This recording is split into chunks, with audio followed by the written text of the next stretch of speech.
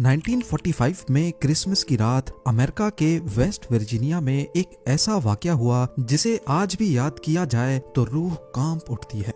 George Sodder नामी शख्स अपनी बीवी जेनी सॉडर और 10 प्यारे बच्चों के साथ क्रिसमस का जश्न मना रहे थे। हर चेहरा खुशी से रोशन था, लेकिन कौन जानता था कि ये रात एक बुरे सपने में बदलने वाली है। एक ऐसा नाइटमेयर जो आज तक एक ना सुलझने वाला मुअम्मा बना हुआ है। हुआ कुछ यूं कि रात के करीब 1 बज रहे थे जब घर में अचानक आग भड़क उठती है। जॉर्ज और जेनी अपने 4 बच्चों को लेकर बाहर भागते हैं, लेकिन ऊपर कमरे में सोए 5 बच्चे हमेशा हमेशा के लिए कहीं गायब हो जाते हैं। ना कभी उनके जिस्म की हड्डियां मिली और ना ही कोई और निशानात। क्या वो वाकई आग में जल गए या किडनैप हुए? क्या ये आग वाकई में एक हादसा था या इसको खास प्लानिंग से लगाया गया था?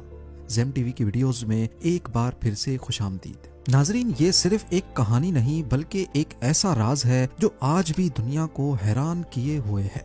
आइए इस अनसॉल्व्ड मिस्ट्री का एक एक पहलू समझने की कोशिश करते हैं। जॉर्ज सॉडर एक हार्ड वर्किंग इटालियन इमिग्रेंट था जो इटालियन डिक्टेटर बेनितो मुसोलिनी के सख्त खिलाफ था। यही वजह है कि वो इटली छोड़कर अमेरिका में रहने पर मजबूर था। इटालियन डिक्टेटर के खिलाफ खुल्लम खुल्ला बातें करना उसके लिए मुसीबत बन सकता था, लेकिन उसने कभी भी डर नहीं दिखाया। अमेरिका में वो ट्रकिंग का बिजनेस करता और खुशकिस्मती से उसका अपना घर भी था।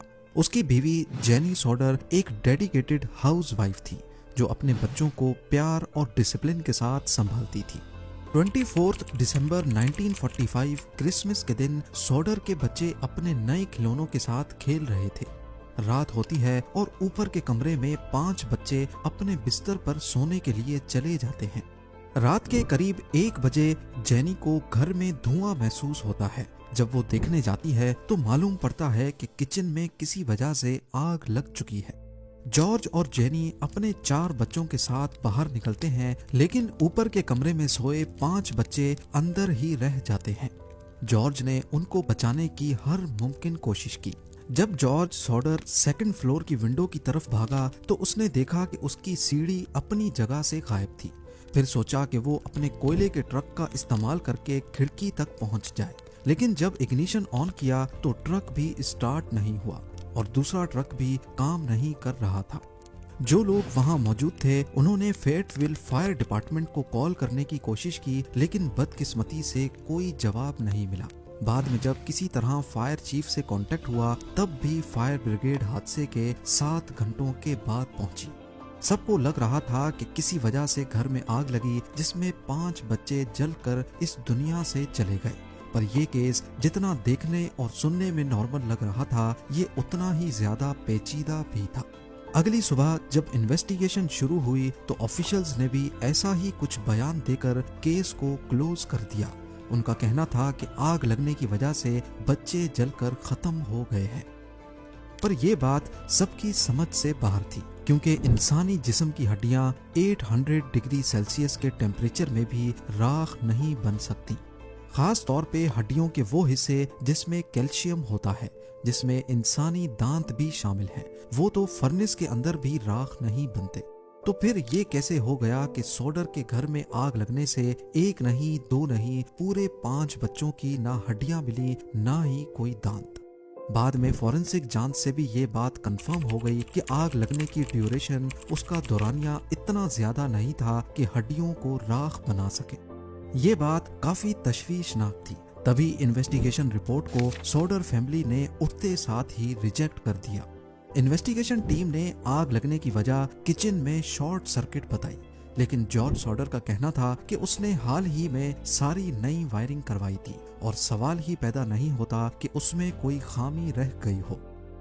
जॉर्ज सॉडर ने जब हादसे के उन लम्हात को वापस याद करने की कोशिश की तो उसे कुछ ऐसी बातें भी याद आईं जो किसी गड़बड़ का इशारा दे रही थी। आग लगने के वक्त जब उसने फायर ब्रिगेड को कॉल करने के लिए फोन उठाया तो उसकी वायर कटी हुई थी और ये बात इन्वेस्टिगेशन में भी साबित हुई कि वाकई सॉडर के घर की फोन लाइन को बाहर से ही किसी ने काटा था, क्योंकि फोन लाइन टूटने और काटने में उसकी किनारियां अलग अलग दिखती हैं। टूटने में उसकी एजेस स्मूथ नहीं होती, लेकिन प्लायर से काटने पर एजेस काफी स्मूथ दिखती हैं। बाद में जेनी सोडर को याद आया कि ठीक 12:30 बजे घर का फोन बजा था और अगली तरफ कोई औरत थी जो जोर जोर से हंस रही थी, जिस पर जेनी ने रॉन्ग नंबर बोलकर फोन काट दिया। अगर 1 बजे फोन लाइन कटी हुई थी और सिर्फ आधा घंटा पहले उस पर एक अजीब कॉल आई थी, तो इसका मतलब ये हुआ कि फोन लाइन आग लगने से आधा घंटा पहले काटी गई थी। ये रात अजीब वाकयात से भरी हुई थी। पहले फोन कॉल और आग लगने से चंद मिनट पहले जेनी को छत पर कुछ गिरने की आवाज भी सुनाई दी। जब बाद में कुछ मजीद सुनाई नहीं दिया तो जेनी पलट कर सो गई और उसके कुछ ही मिनटों के बाद उसे धुएं की स्मेल महसूस हुई। इसके अलावा जो सीढ़ी जॉर्ज जहां रखता था वो हादसे के वक्त वहां से गायब और घर से काफी दूर एक खेत से बरामद हुई। जॉर्ज की दोनों ट्रक्स जो एक दिन पहले तक बिल्कुल सही काम कर रही थीं, आग के वक्त दोनों कैसे खराब हो गई। इन सब वाकयात के चलते जॉर्ज सॉडर का ये शक यकीन में बदल गया कि उनके बच्चे मरे नहीं हैं बल्कि किडनैप हुए हैं। पर आखिर इतने शोर में उनको कोई लेकर कैसे भाग निकला। जब इन्वेस्टिगेशन के जवाबात सवालों के बराबर नहीं थे तो थ्योरीज पैदा होने लगी। हर थ्योरी के पीछे एक अजीब कहानी है। इस हादसे से कुछ महीने पहले जॉर्ज सॉडर के पास एक इंश्योरेंस एजेंट आया था जो उसे घर की इंश्योरेंस लेने पर काफी जोर भर रहा था, लेकिन जब सॉडर ने इंश्योरेंस लेने से साफ साफ मना कर दिया तो आखिर में वो एजेंट सॉडर को धमकी देकर गया कि इसका एहसास तुम्हें तब होगा जब तुम्हारे घर में आग लगेगी। क्या किसी ने आग को लोगों का ध्यान भटकाने के लिए इस्तेमाल किया और उसी वक्त बच्चे अगवा कर लिए। दूसरी थ्योरी यह है कि जॉर्ज सॉडर के इटालियन डिक्टेटर मुसोलिनी के खिलाफ खुल्लम खुला बयानात इटालियन माफिया को अच्छे नहीं लगे। इसी वजह से इटालियन माफिया ने इसको अपना टारगेट बनाया और उसके बच्चों को अपने कंट्रोल में ले लिया। कुछ लोगों ने आग के बाद सॉडर के बच्चों को अलग अलग जगहों पर देखने का दावा भी किया। एक औरत ने कहा कि उसने एक होटल में बच्चे देखे एक अजीब कपल के साथ। दूसरी रिपोर्ट्स कहती हैं कि एक कार में उन्हें दूर ले जाते देखा गया। जितने मुंह उतनी बातें। ये बात तो कंफर्म हो गई कि सॉडर के बच्चे आग की वजह से तो मरे नहीं, तो फिर वो आखिर गए तो गए कहाँ। हादसे के 1 साल के बाद कुछ नए सबूत सामने आते हैं। इन्वेस्टिगेशन टीम जिसने पहले आग लगने की वजह को शॉर्ट सर्किट बताया था वो गलत साबित हुई। नई इन्वेस्टिगेशन में सामने आया कि आग को जानबूझकर लगाया गया था। उस वक्त एक बस ड्राइवर वहां से गुजर रहा था जिसने बताया कि उसने कुछ लोगों को फायर बॉल की तरह कोई चीज फेंकते देखा है।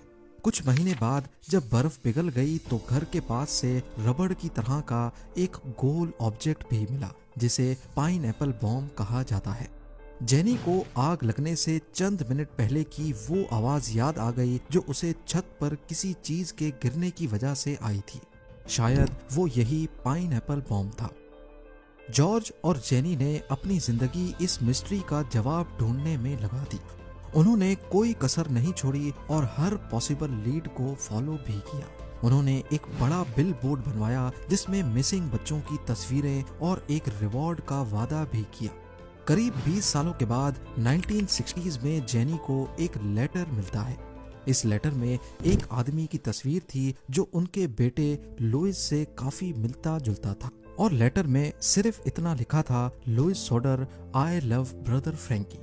क्या वाकई ये लेटर गुम हो जाने वाले 5 बच्चों में से एक ने लिखा था या फिर ये कोई प्रैंक था?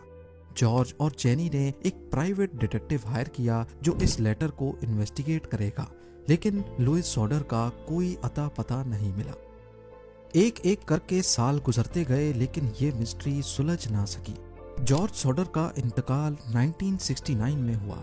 जेनी और उनके जो बच्चे जिंदा बचे थे अपने मिसिंग बहन भाइयों के बारे में जवाब ढूंढने की कोशिश करते रहे।